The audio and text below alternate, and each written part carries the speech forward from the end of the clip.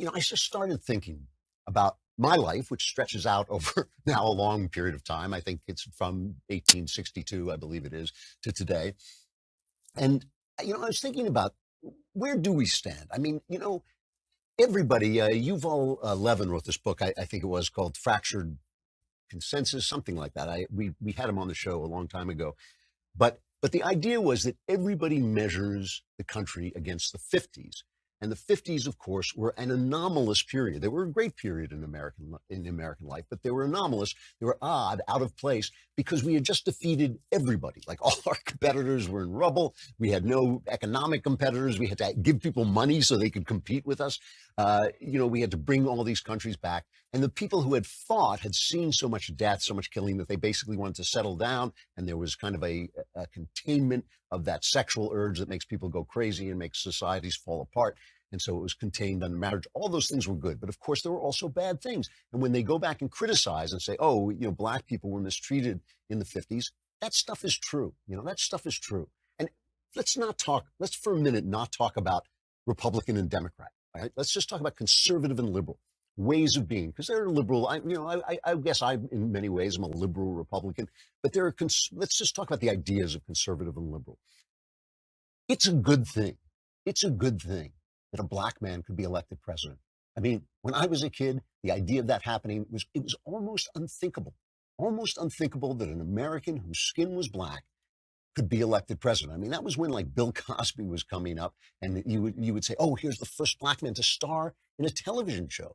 First, black comedian to, sit. I remember who was it? It was Harry Belafonte, I think, and Julie Andrews, I think, or maybe Petulia Clark. I'm not quite sure, where she kissed him on the cheek or something, and that was a tremendous moment. I mean, the idea that a black man could be elected president, and yes, I'm sorry he was an incompetent fool. I'm sorry he was an incompetent leftist, corrupt guy. I'm sorry about that. But the fact that the people just went to the polls and they said, yeah, whatever, this is the guy I believe in. He was running as a centrist at the time. And they thought, yeah, sure, I'll vote for him. That's a change. And that's a liberal change, okay?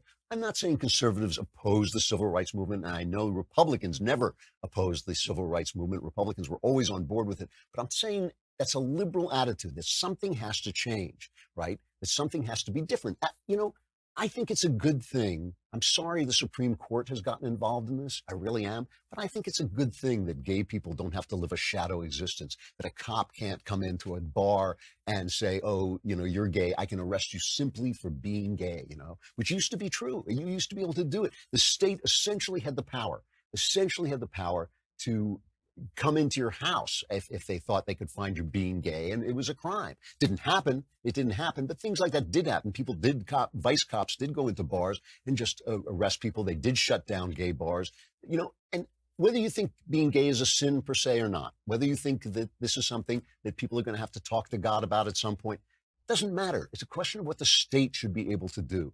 The state should not be able to curtail the consensual, non-harmful adult sexual lives of people. That's not something I want the state to be doing. It's better. It is better this way, okay?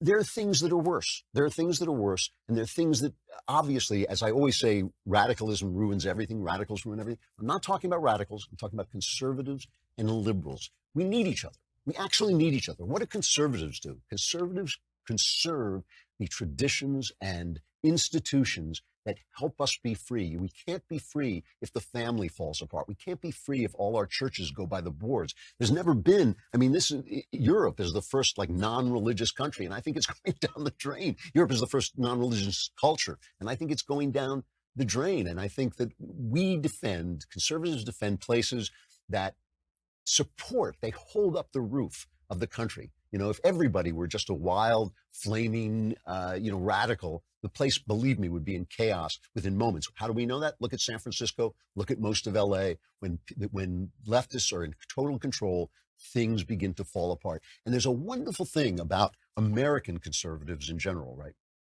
Because conservatism is frequently defined in defensive terms. Conservatism is what you want to conserve. And when you're conserving something, you're defending it from attack. But American conservatives, and this is something, I've talked about this at length, but American conservatives are defending a liberal document. American conservatives are defending the Constitution. And why do I say it's liberal? It's because it's built for change. It is built to allow change to happen in a certain way. There's a certain system of change built into the Constitution. This short, brilliant document that has kept us free for over 200 years. It is built for what I would call Burkean change. Edmund Burke said, change will come, change has to come, but it should come in keeping with your traditions. It should follow the path worn into the ground by your traditions. And that is what the Constitution does. So conservatives are essentially, American conservatives, unlike European conservatives, are essentially liberal. They believe in change. They just believe in change in keeping with the laws and the traditions. And that's why we have these arguments where the left says, oh, how wonderful, the Supreme Court has said that gay marriage is a right. And we say, no, whether or not we're a conservative who supports gay marriage or not, and there are some who do, whether or not we say, no, that's not the way to do it. The way we do it is we fight and we argue and we squabble, and then we pass laws in our states and in our communities. And those are the things that should rule, not five guys in Washington with lifetime appointments deciding that this is the way it should be.